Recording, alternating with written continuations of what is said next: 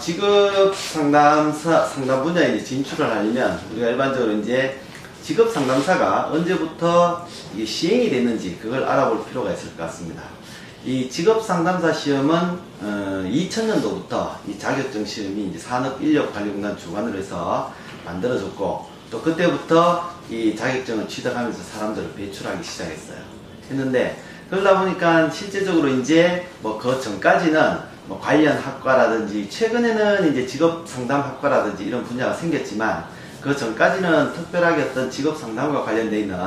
그런 학과라든지 이런 게 없었고, 그러다 보니까 기존에 어떤 사회복지학과나 심리학과나 이런 분들이 졸업하면서 자격증을 취득해서 취업하는 그런 형태였는데,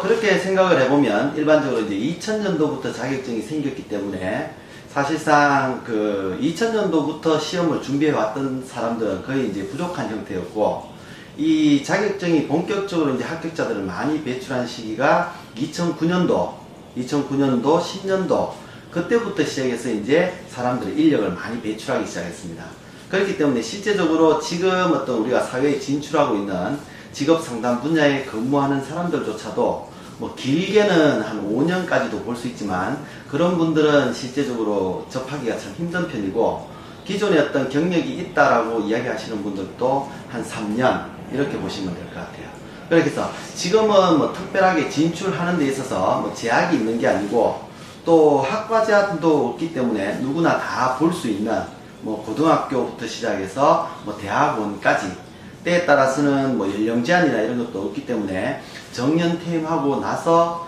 오셔서 공부하셔서 이제 그쪽 분야로 진출하려는 사람들도 많습니다. 그렇기 때문에 뭐 자격증을 가지고 이제 뭐 우선 객관적으로 증명할 수 있는 게 있어야 되기 때문에, 그 객관적으로 증명할 수 있다라는 거는 이제 자격증을 취득했느냐 그렇지 않느냐, 물론 자격증을 가지지 않고라도 뭐 상담 분야에 근무를 할 수가 있겠지만 앞으로 전망을 봤을 적에는 이제 아무래도 좀 전문적으로 나가기 위해서는 직업 상담사 자격증은 지금은 이제 어느 정도 필수 코스로 그렇게 형성되어 있다. 그래서 자격증 취득하는 게 가장 중요하다. 뭐 이렇게 이야기를 드릴 수가 있겠습니다.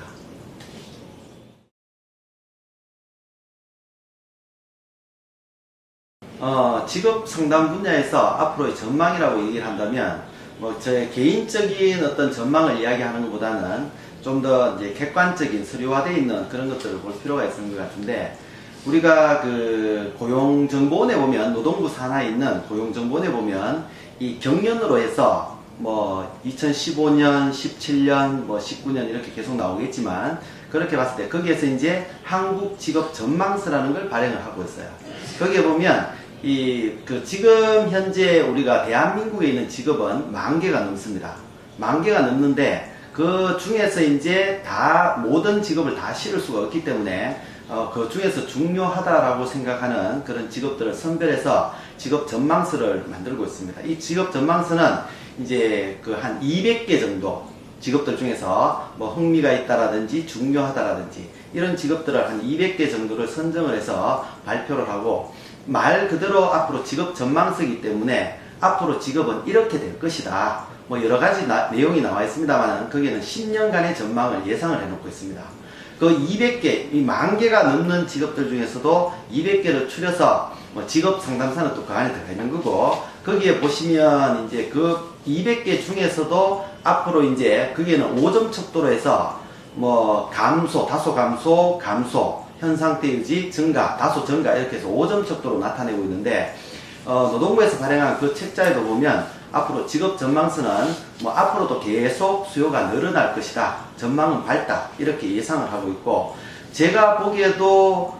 제가 개인적으로 봤을 적에는 이제 앞으로도 뭐 선진국으로 이제 자꾸만 가면 갈수록 대한민국도 이제 경제가 발전되고 하면 선진국으로 올라가겠죠. 그렇게 됐을 때 뭐 지금 기존에 있는 일본이나 미국이나 유럽이나 이런 선진국조차도 지금 청년들의 어떤 실업 문제는 굉장히 심각한 문제로 받아들이고 있습니다. 그러다 보니까 그 분야에 대해서 그 부분을 해결할 수 있는 그런 어떤 전문적인 사람이 필요한 거고, 그렇게 했을 때 앞으로 이제 이 직업 상담사라는 직업은 계속 수요가 발생할 수밖에 없는 거고, 또 뭐 우리가 지금 현재 뭐 4차 산업혁명이라고 얘기를 하는데 뭐 농업혁명, 또 산업혁명, 정보화혁명 이렇게 얘기를 합니다. 그 기간이 자꾸만 단축되고 있고 또 뭐냐면 시대가 가면 갈수록 시대가 빨라지고 복잡해지다 보니까 많은 직업들이 생겨났다가 또 없어지는 경우도 있고 그러다 보니까 그런 부분에 있어서 과거와 같이 뭐 직업 숫자가 많지 않을 적에는 그런 것들을 우리가 정보를 쉽게 접할 수가 있지만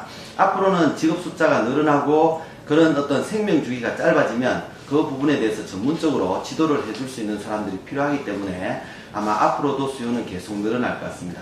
그리고 현재 이제 우리가 직업 상담사 자격증을 취득을 하면 이 상담 분야에는 상담 분야에는 국가 자격증이 직업 상담사와 청소년 상담사 밖에는 지금 존재하지 않습니다. 나머지는 협회나 이런 민간에서 이제 발행하는 자격증들이고 이 직업 상담사는 국가 자격증이기 때문에 법적 강제력도 가지고 있습니다. 그렇게 해서 뭐 직업 전문학교라든지 이런 곳에서는 의무적으로 정규직으로 취업을 시켜야 되는 형편이고 또 최근 같은 경우에는 이제 여러분도 많이 알고 계시다시피 뭐 대학교에서도 고등학교 실업계 고등학교도 그렇고 대학교에서도 이 졸업하고 난 뒤에 애들의 어떤 취업 문제라든지 이런 부분이 많이 걸려 있기 때문에 지금 현재 대학교 쪽에서도 많이 그 직업 상담사를 선호하고 있고 또 대학교에서는 이제 취업 지도실이라든지 이런 부분을 운영하면서 취업 지원관 이런 부분들까지 다 고용을 하고 있습니다. 그렇게 했을 때 앞으로 이제 대학교까지 확대가 지금 계속되고 있고 그렇게 했을 때 근무 조건이나 어떤 사회적 인지도라든지 이런 것들이 앞으로 계속 좋아지면서 수요는 아마 계속 늘어날 걸로 그렇게 생각이 됩니다.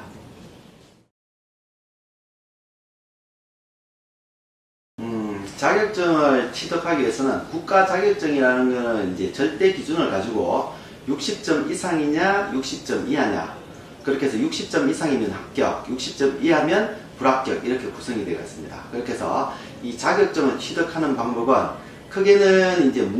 문제풀이식으로 학습을 하는 방법이 있고 또 한 가지 방법은 이제 우리가 내용을 이해하고 문제를 푸는 방법이 있는데 첫 번째 방법은 과거 이제 뭐 문제풀이식이라고 얘기를 했듯이 과거에는 문제은행식으로 산업인력관리공단에서 문제를 출제했기 때문에 실제적으로 사람들이 문제집 한 권으로 뭐 단기간에 한 3, 4주 정도 공부를 하고 이렇게 해서 뭐 취득하는 경우도 많았습니다. 그런데 최근에 어떤 산업인력관리공단의 출제 기준으로 봤을 적에는 단순한 어떤 문제은행식으로 나오는 부분도 있지만 실제적으로 단순하게 문제의 답을 외워서는 60점을 받을 수 없도록 그런 형태로 이제 문제가 나오기 때문에 아마 이해 위주로 많이 하셔야 될 것이고 또 직업 상담사 같은 경우에는 이제 우리가 일반적으로 상담이다 이렇게 얘기를 하면 많이 어렵다라고 생각하실 수 있겠지만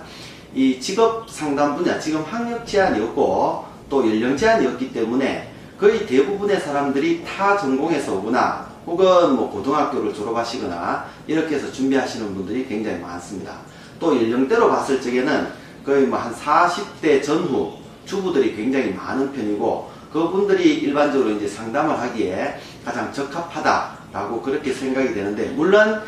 기관에 따라서 젊은 분들을 요구하는 데도 있고 또 연령이 많은 분들, 정년퇴임하신 분들을 요구하는 경우도 있습니다. 그렇게 봤을 적에 뭐 학습 전략이라는 거는 가급적이면 이해 위주로 그 학습을 하셔야 될 거고 실기가 아마 다른 분들도 많이 얘기하시듯이 실기가 가장 큰 문제가 되는데 이 부분에 대해서는 아마 나름대로 전략을 가지고 쉽게 접근할 수 있도록 만들어야 됩니다. 그렇게 했을 때 자격증이라는 거는 이 1년씩 걸려서 나는 1년을 잡고 공부를 하겠다. 그거는 자격증을 취득할 수가 없습니다. 없기 때문에 이 자격증이라는 거는 어떤 자격증이 됐든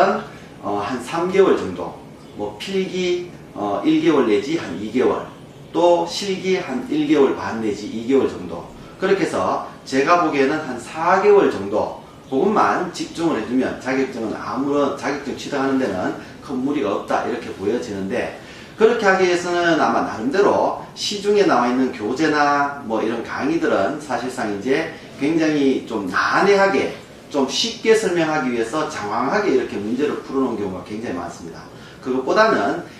자격증 취득이 가장 큰 목적이기 때문에 어떻게 보면 좀 간략하게 정리되어 있는 그런 것들이 가장 좋지 않을까. 그렇게 했을 때 외우는 부분도 그렇고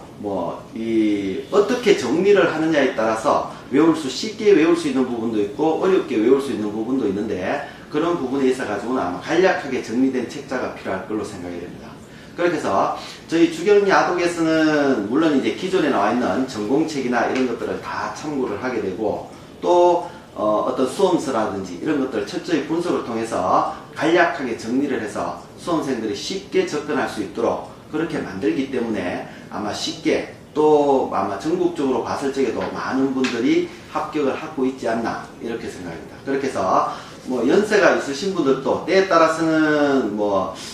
아마 여기에서 학습하시는 분들도 똑같은 생각을 가지고 계실 겁니다. 여성분들도 있을 것이고, 때에 따라서는 학력이 낮은 분들도 있을 것이고, 때에 따라서는 연령이 높은 분들도 있을 것이고, 과거에 그런 분들을 다 접하면서 정년퇴임을 하셨거나 이런 분들하고 다 학습을 해봤을 적에